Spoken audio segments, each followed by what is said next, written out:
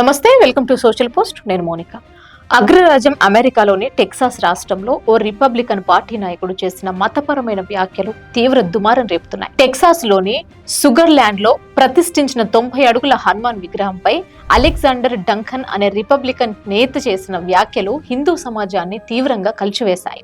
మనది ఒక క్రైస్తవ దేశమైనప్పుడు ఈ తప్పుడు హిందూ దేవుడు విగ్రహాన్ని ఇక్కడెందుకు అనుమతిస్తున్నాం అంటూ ఆయన తన సోషల్ మీడియా ఖాతా ఎక్స్ వేదికగా పోస్ట్ చేశారు. ఈ వ్యాఖ్యలు అమెరికాలో పెరుగుతున్న మతపరమైన బహుళతత్వం, వలసదారులు, వారి గుర్తింపుకు సంబంధించిన సున్నితమైన అంశాలను మరోసారి తెరపైకి తెచ్చాయి. అలెగ్జాండర్ డంకన్ చేసిన వ్యాఖ్యలను పలువురు తీవ్రంగా ఖండించారు. ముఖ్యంగా హిందూ అమెరికన్ ఫౌండేషన్ ఈ వ్యాఖ్యలను హిందూ వ్యతిరేకం, రెచ్చగొట్టేవి అని అభివర్ణించింది. హిందూ అమెరికన్ ఫౌండేషన్ డంకన్ వ్యాఖ్యలపై అంతర్గత సమీక్ష చేపట్టాలని కోరుతూ రిపబ్లికన్ పార్టీకి అధికారికంగా ఫిర్యాదు చేసింది.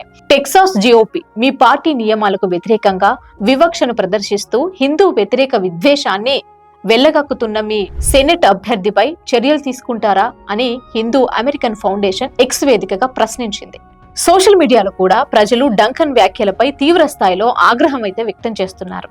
మీరు దేనినైనా విశ్వసించవచ్చు, కానీ ఇతరుల విశ్వాసాలను తప్పుడవని పిలవడం సరైంది కాదు అని ఒక నెటిజన్ పేర్కొన్నారు. మరొక నెటిజన్ ఈ దేశం కేవలం క్రైస్తవ దేశం కాదు, అనేక విశ్వాసాలున్నాయని స్పష్టం చేస్తూ అమెరికా బహుళతత్వ స్వభావాన్ని గుర్తు చేశారు. ఈ వ్యాఖ్యలు అమెరికన్ సమాజంలో మత స్వేచ్ఛ, గుర్తింపుపై ఉన్న ఉద్రిక్తతలను ప్రతిబింబిస్తున్నాయి. వివాదానికి కారణమైన ఈ భారీ హనుమాన్ విగ్రహం టెక్సాస్ లోని శ్రీ అష్టలక్ష్మి ఆలయంలో ప్రతిష్ఠించిన స్టాచ్యూ ఆఫ్ యూనియన్ 90 అడుగుల ఎత్తైన ఈ కాంస విగ్రహం కేవలం ఒక మతపరమైన చిహ్నం మాత్రమే కాదు, భక్తి, బలం, ఐక్యతలకు ప్రతీకగా కూడా భావిస్తారు.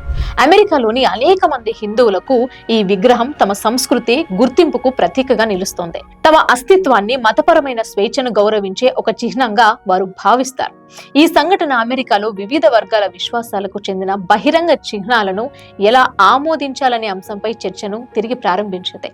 ఈ వివాదం అమెరికన్ సమాజంలో మతపరమైన సహనం, అంగీకారంపై నెలకొన్న సవాళ్లను స్పష్టంగా తెలియజేస్తోంది.